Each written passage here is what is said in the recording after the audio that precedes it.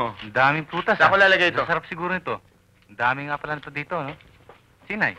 Shh, huwag kang maingay. Kukunin ko lang siya.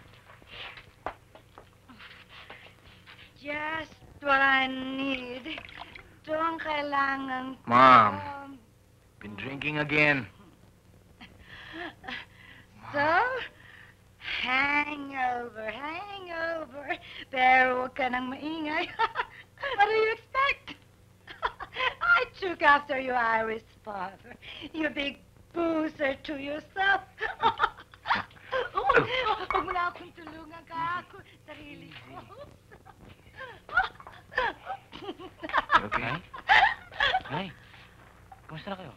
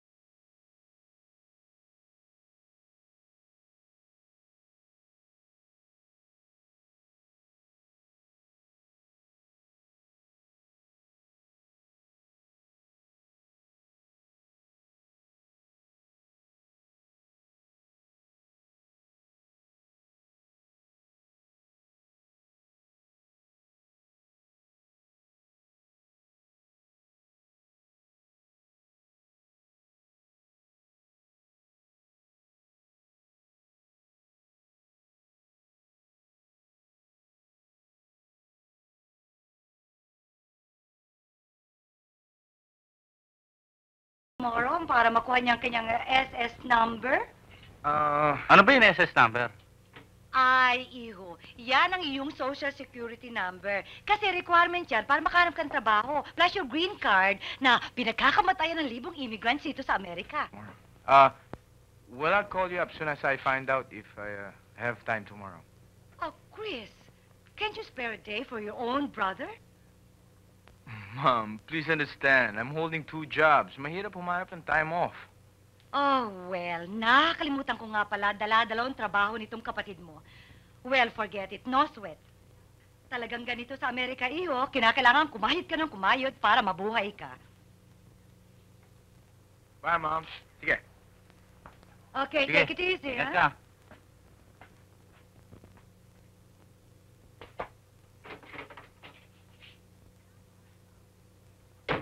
Good night, Bye. Chris. Take care. Ingat ka, ha?